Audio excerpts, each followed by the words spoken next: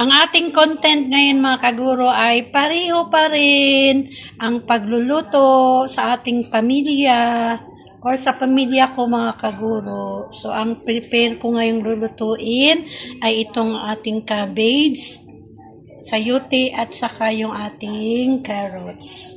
Igigisa lang po natin yan mga kaguro dito sa baboy. Yan. May baboy tayo para sa ating gulay. At ito naman po yung ating bawang, sibuyas, at may sili tayong dalawa. Di mawala ang kamatis at saka yung isang pirasong bell pepper mga kaguro. So ayan po, semi ano to, yung tawag nito. Kalimutan ko, sorry po mga kaguro. Chapsoy pala, sorry. Semi chapsoy mga kaguro. Bakit semi po? Kasi kulang po ito ng mga iba pang sangkap. So, gisa lang po, gisa-gisa lang, lagi gisa-gisa para may pangulam ng ating pamilya mga kaguro. So, ayan. So, eto sa nasabi ko nung nakaraang vlog, nung pinakita ko po sa inyo yung pawalingki ko ng mga ulam. Ito na po yung baboy. Yan, dinalawa ko ito ngayon yung kalahati po mga kaguro. Yun, ano natin ihalo dito sa ating gulay. At ito naman po yung natira para po yan sa another day mga kaguro. Sa ibang araw naman po yan. Hindi pa natin alam kung paano lulutuin yan mga kaguro. Siguro gulay-gulay na naman. So ayan po. So, naka-ready na rin po ang ating kawali dito. Dahil magluluto na naman po tayo mga kaguro. Ang version ni Ma'am Eva, lutong pampamilya, simpleng luto mga kaguro. So ayan po, iuna natin ang ating kalan. Yan. Lagyan na natin mga kaguro ng oil. Hindi tayo pala gagamit ng oil mga kaguro. Ay, oo nga pala, naalala ko. Kasi nung last kong pagluto mga kaguro, inubos ko na yung ating, butter. Wala na po pala tayong butter mga kaguro dito sa ating ref. So, inubos ko na pala mga kaguro. Dapat po butter yung igigisa natin dito sa ating lulutuing gulay. So, na lang po, mantika na lang yung gagamitin natin. Yan. So, lagyan na natin ng mantika itong ating kawali. Yan. So, yan na po. Tayin lang po natin na, uminit po yung ating mantika at igigisa na po natin yung ating bawang, sibuyas at saka yung ating kamatis. So, mainit na po yung ating mantika. Ilagay na po natin, igisa na po natin ang ating bawang, sibuyas at saka kamatis mga kaguro. So, lamputin na lang natin ito sa kamay.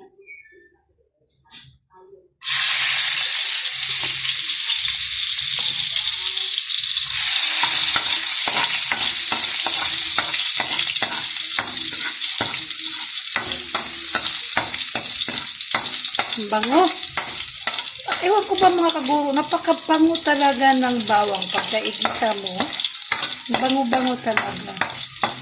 Pag nasa labas ka, maamoy mo yung bango ng ng bawang. Pag igisa mo na yung bawang. Ay, sibuyas po ba yung nabanggit ko kanina? Yan. Pero pag nagisa ka mga kaguro, kasama na rin po yung sibuyas, bawang, yun, ano na yung bango. Parang gusto mo nang kumain pag maamoy mo yung bango nitong sibuyas at saka bawang.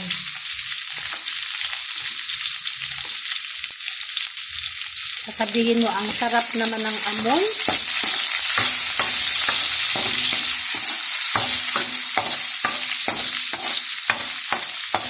Hirap mga kaguro talaga mag-isip ng paano ka magluto, kung ano naman yung lulutuin mo at sa araw-araw.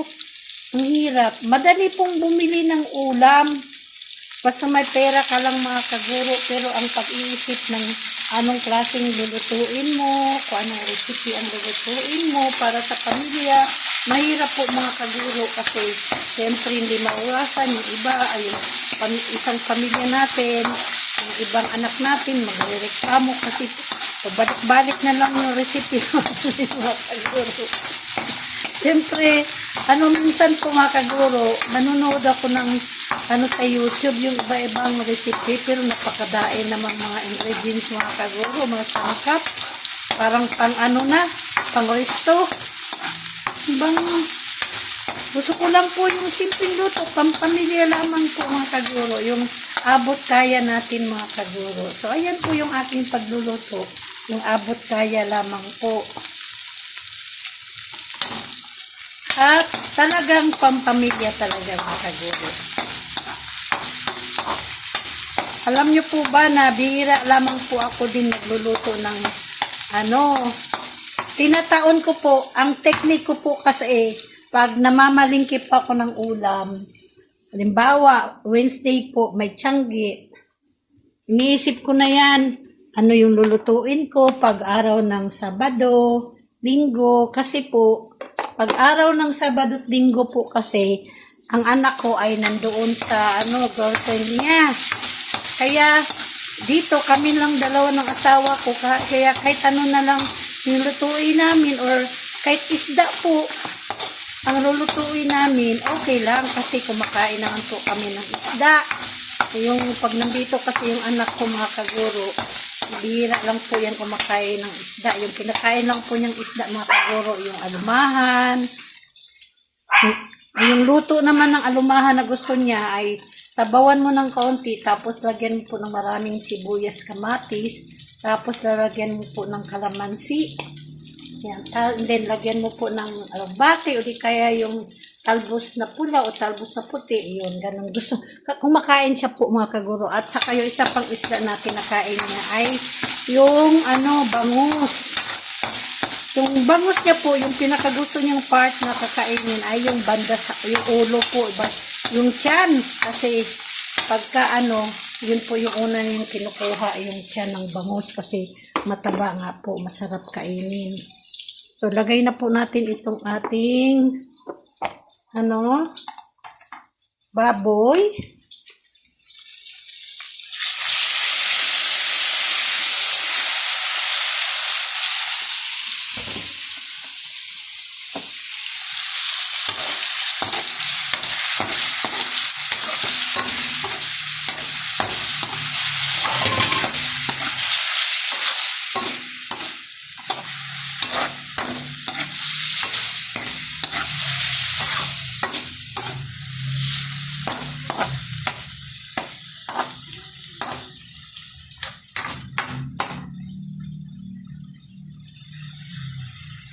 Yan. Paanuhin lang po natin yan mga kaguro hanggang sa mag-brown. Tapos saka natin igisa yung, ay sabay na natin pag-isa yung yung carrots at saka yung sayote. Pero pa-brownin po muna natin itong mga kaguro. Itong ating medyo brown na siya.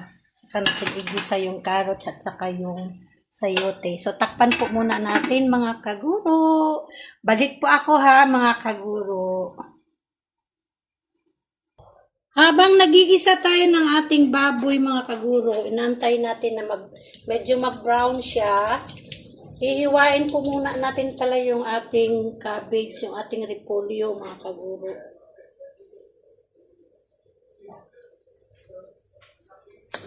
Hiwain lang natin siya ng parang hiwang patchapsoy or papansit na hiwa mga kaguro.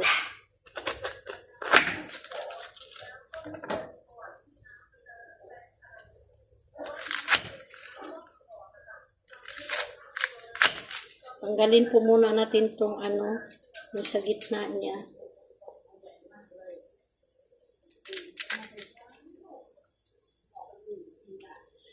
Tatlong klaseng gulay lang po itong natin ihalo mga kaguro sa ating baboy. Repolyo, carrot at saka sayote lang. Ganyan lang po yung hiwa natin. Yan.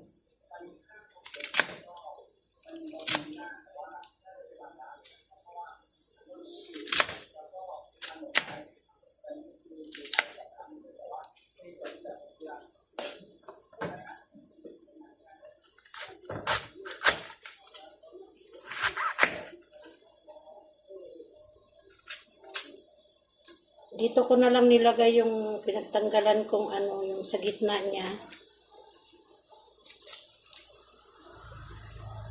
Check muna, tingnan po muna natin mga kaguro itong ating niluluto kasi ano na oh. Oh, narinig niyo po. Haluin po muna natin mga kaguro ah.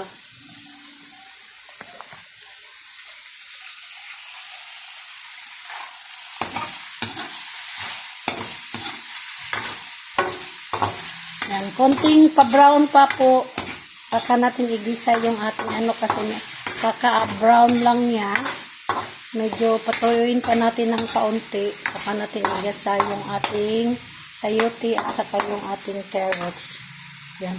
Sorry po, medyo nawala yung hindi makita. Yan. So, lagay natin ulit. Nilalagay ko dito po mga kaguro yung aking ano. Sorry po. Aking cellphone.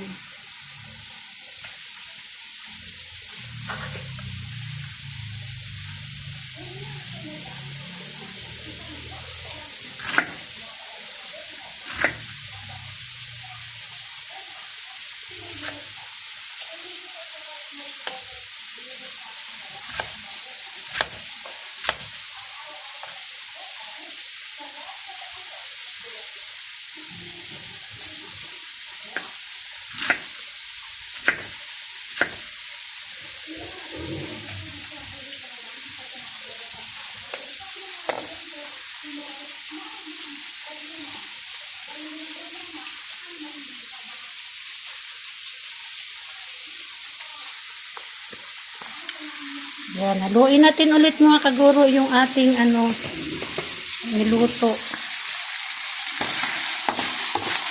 Yan. Medyo tuyo na siya.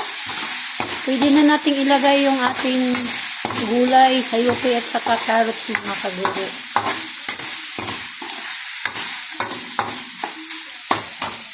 Yan. Kukunin na natin yung ating ano itong carrots at saka sayote.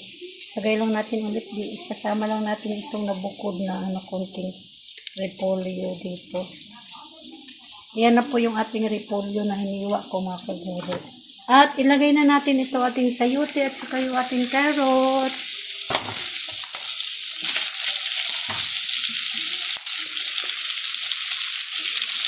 Ayan na.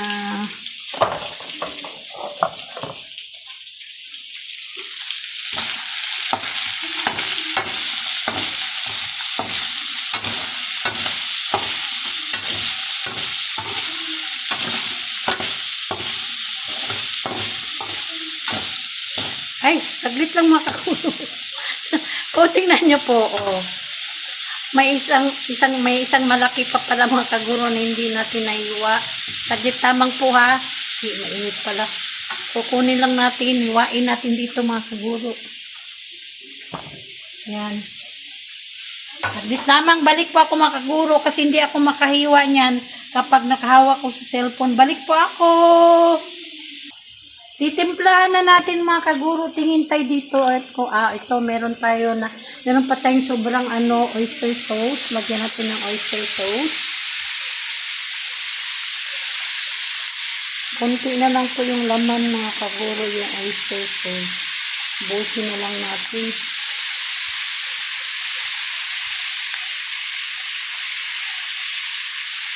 Yan. Tapos lagyan natin ng asin. Konting asin lang.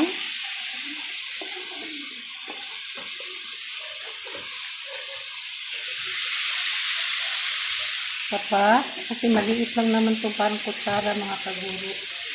Ayan. And then, lagyan natin ng liquid seasoning.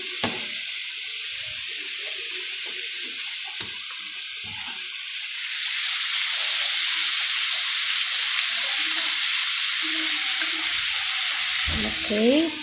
And then, haluin natin mga kaguro. Ang nilagay natin ay oyster sauce, konting oyster sauce, liquid seasoning, at saka konting asin.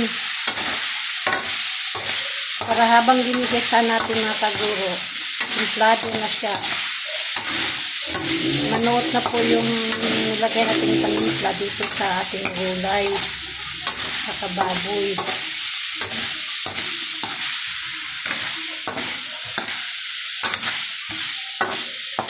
Yan. So maya-maya po ay lagyan natin ng kaunting tubig para sa ating sabaw. Lagay lang natin dito yung ating kawali.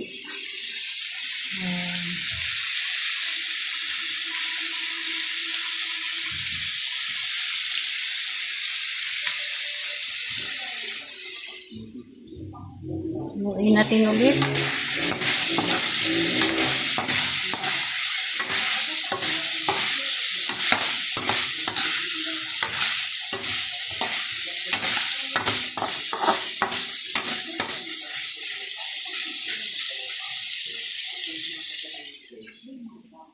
Okay, lagyan na natin siya ng kaunting sabaw mga kaguro. Bakay ng kaunting tubig.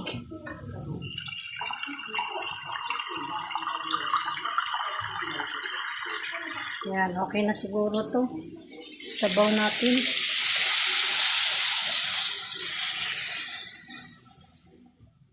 Yan.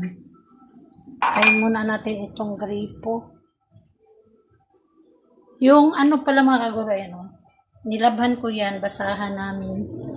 Nilabhan ko, sinampay ko lang dyan. So, yan na po yung kanyang sabaw. Pinantay ko lang dito sa gulay.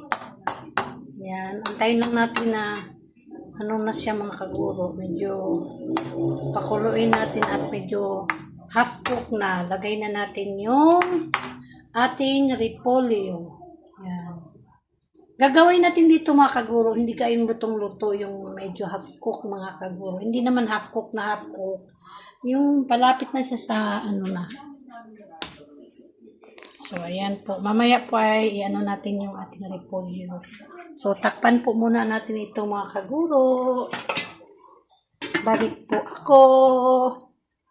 Maraming salamat po ulit. Hindi ko makakalimutan yung mga nanonood ng aking vlog para paabot sa inyo ang pagpapasalamat mula sa aking puso. Maraming salamat po mga kaguro sa panonood ng aking mga vlog. Kahit sa palagay ko po sa akin po parang hindi maganda po yung mga vlog ko, pero nandyan pa rin po kayo mga kaguro. Pinapanood nyo pa rin. Nilalaan nyo po ang inyong oras para panoorin yung aking vlog. Maraming salamat po mga kaguro, at sa doon po sa mga nag-subscribe po sa akin. Maraming salamat po mga kaguro, at sana po yung mga hindi pa po nakapag-subscribe, please subscribe my channel po.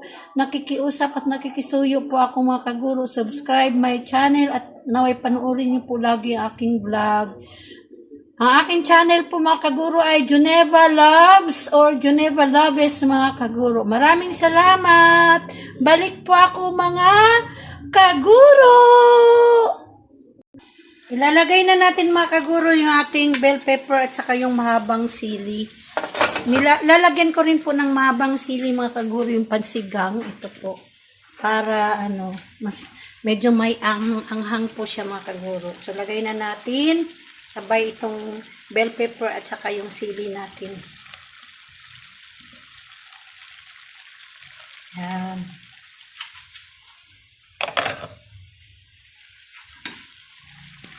So, yan na po siya.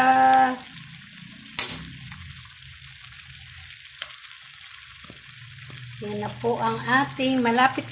Medyo half cook na po siya mga kaguro. So, maya po ay ilagay na natin yung ating repolyo. Pinabili ko lang po yung aking asawa ng magic sarap kasi wala na po kaming magic sarap mga kaguro. Yan, takpan po muna natin. Ilagay lang muna natin ulit itong ating baboy mga kaguro sa ref. Yan. Kasi hinati ko nga po. So, balik natin sa ref po mga kaguro.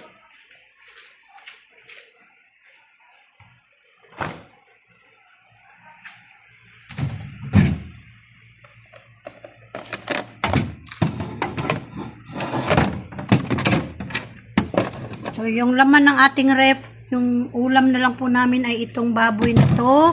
Tapos itong ating, tatlo pala po mga kaguro. Meron pa po tayong manok.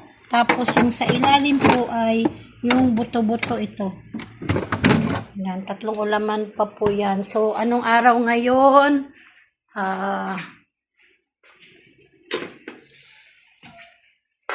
Linggo ngayon mga kaguro, no? So, linggo ngayon, hanggang Martes pa po yung ating, yung ating nabiling ulam panghanda para sa ulam. So, okay na po to. Half cook na po. Lagay na natin yung ating repolyo. Kamayin na natin mga kaguro.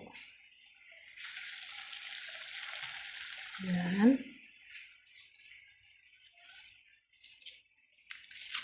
Medyo marami yung repolyo, pero pagka maluto kasi ito mga kaguro, kumukunti na lang. Isang buong repolyo po kasi itong hiniwa natin. Hindi naman masyadong medium size lang po.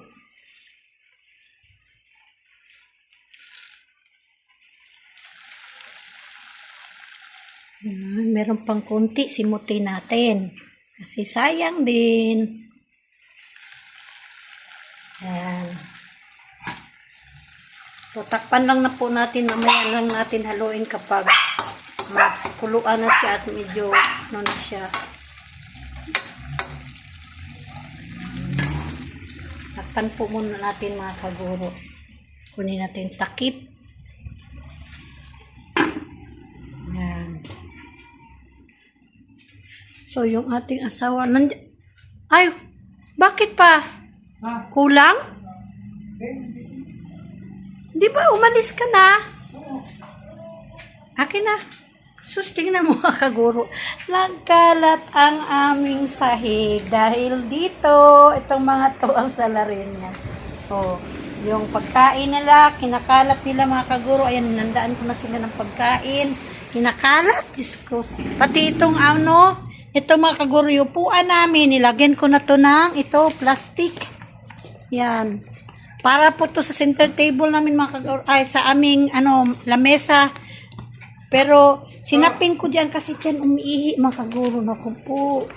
Inihihian yung aming upuan mga kaguro, ginagawang basahan. Ano ba yan? Tapos kaya nilalagyan ko ng plastic. Saka binabantayan namin lagi kasi minsan doon nga po umiihi. Siguro pagka natutulog na, doon kasi sila umakit sa upuan, doon umiga. Kaya minsan doon na rin umiihi. Hindi naman lahat, parang si Dayday. So, ayan po mga kaguro. Haluin natin.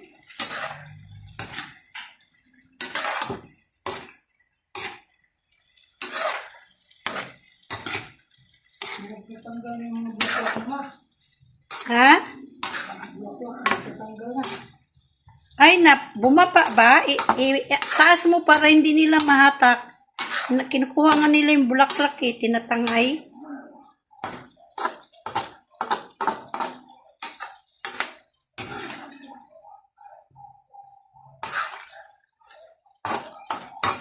Yan. So, saglit lamang po ay luto na po yan. Talagyan na natin ng magic sarap mga kaguro. Okay. Haluin natin. Medyo madilim mga kaguro. Nasa likuran ko po kasi yung ilaw. Yan. Kaya pupunta ko sa gilid. Yan. So, tikman natin ulit mga kaguro. Yan. Mga 2 minutes mga kaguro luto na to. Kasi umano naman na yung cabbage. Kuha tayo ng kutsara. Tikman natin.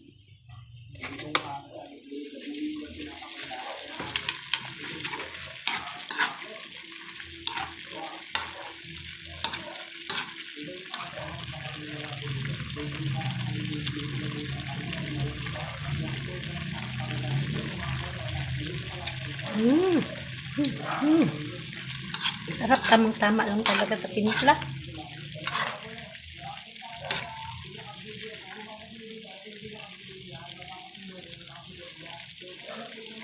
Yan. Okay na po ito mga kaguro. Luto na ang ating semi chapsuy.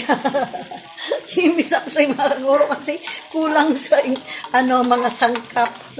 Gulay na ginisa lamang po ito mga kaguro. So ayan, maraming salamat mga kaguro sa inyong panonood. At muli mga kaguro, nagpasalamat ako dun sa mga nag-subscribe sa aking channel, Juneva Loves or Juneva Loves. Thank you so much sa mga nanonood ng aking vlog, sa mga nagbigay ng time. Maraming salamat po mga kaguro!